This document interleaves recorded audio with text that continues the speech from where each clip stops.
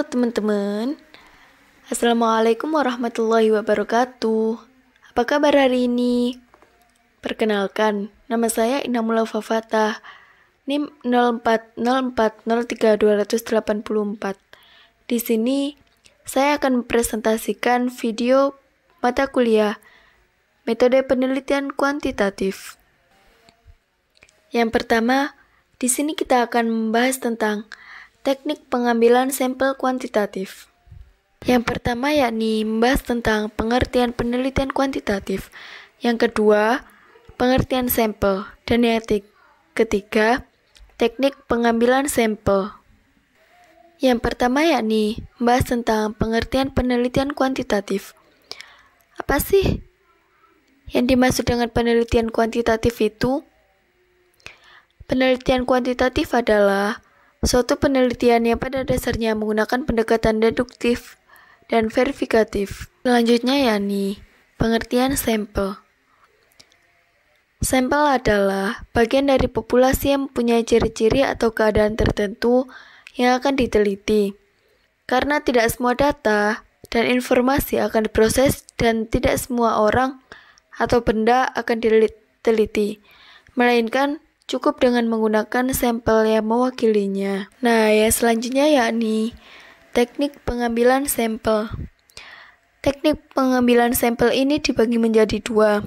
Yang pertama yakni probability sampling, dan yang kedua yakni non-probability sampling.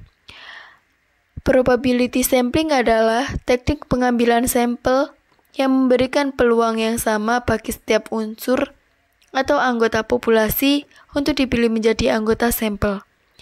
Dan yang kedua yakni non-probability sampling adalah teknik pengambilan sampel yang tidak memberi peluang atau kesempatan sama bagi setiap unsur atau anggota populasi untuk dipilih menjadi sampel. Kemudian, probability sampel sendiri dibagi menjadi 4. Yang pertama yakni simple random sampling.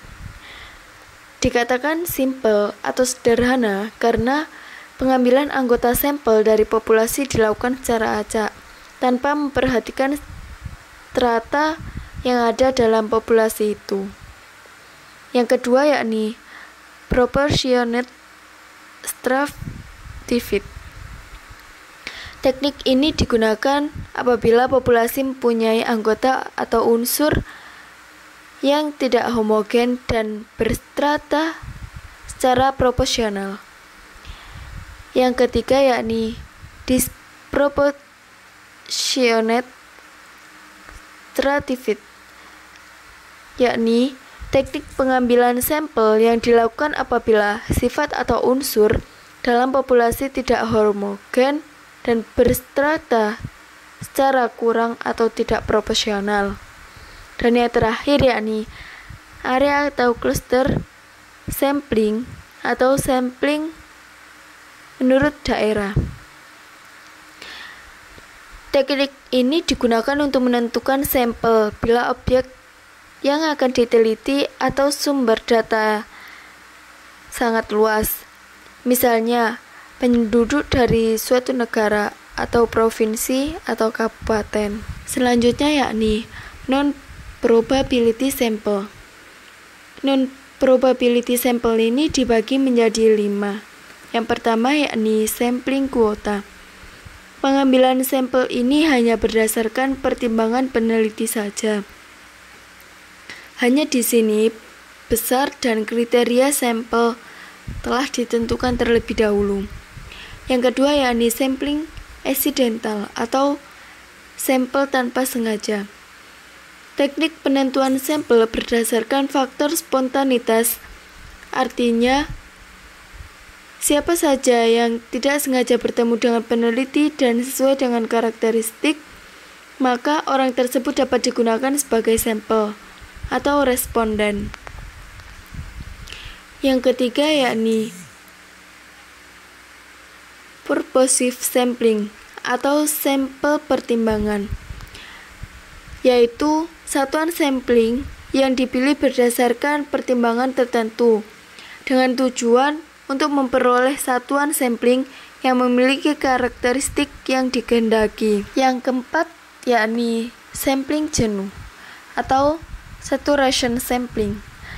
Teknik pengambilan sampling jenuh ini apabila semua anggota populasi digunakan sebagai sampel.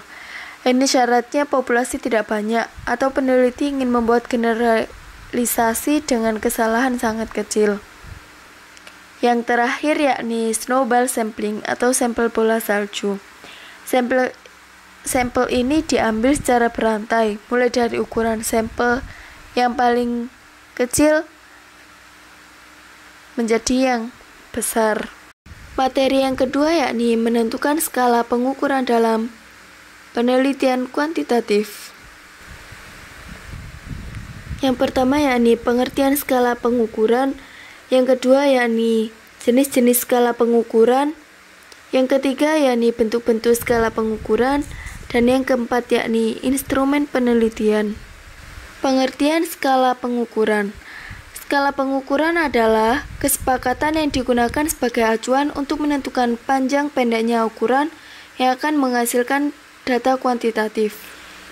Yang selanjutnya yakni jenis-jenis skala pengukuran. Jenis-jenis skala pengukuran dibagi menjadi 4. Yang pertama yakni skala nominal. Skala nominal adalah skala atau tingkat pengukuran terendah dari 4 cara lainnya dalam mengkarakterisasi data. Yang kedua yakni skala ordinal. Skala ordinal adalah tingkat pengukuran yang lebih tinggi dibandingkan skala nominal. Skala ordinal ini menyajikan banyak informasi dibandingkan dengan skala nominal. Yang ketiga yakni skala interval. Skala data interval ini bisa diartikan sebagai skala pengukuran yang berkaitan dengan data yang dapat diurutkan, di mana perbedaan antara data tersebut masuk akal, tapi data tidak memiliki titik awal. Dan yang terakhir yakni skala rasio. Skala rasio adalah skala yang paling informatif. Kenapa dikatakan skala informatif? Karena skala ini adalah tingkat pengukuran yang paling tinggi. Selanjutnya yakni bentuk-bentuk skala pengukuran. Bentuk-bentuk skala pengukuran dibagi menjadi 4. Yang pertama yakni skala Likert. Yang kedua skala Judman. Yang ketiga semantic differentiation. Dan yang keempat rating scale. Yang terakhir yakni instrumen penelitian. Dalam penelitian, teknik pengumpulan data yang lazim adalah menggunakan instrumen. Dalam menjalankan penelitian, data tujuan utama yang hendak dikumpulkan dengan menggunakan instrumen. Instrumen adalah sesuatu yang penting dan strategis kedudukannya dalam pelaksanaan penelitian. Meneliti dengan data yang sudah ada lebih tepat kalau dinamakan membuat laporan daripada melakukan penelitian. Alat ukur dalam penelitian ini biasanya dinamakan dengan instrumen penelitian. Sekian video dari saya. Apabila terdapat kesalahan dalam pengucapan maupun dalam penulisan, saya pribadi mohon maaf yang sebesar-besarnya. Terima kasih telah menonton. Wassalamualaikum warahmatullahi wabarakatuh.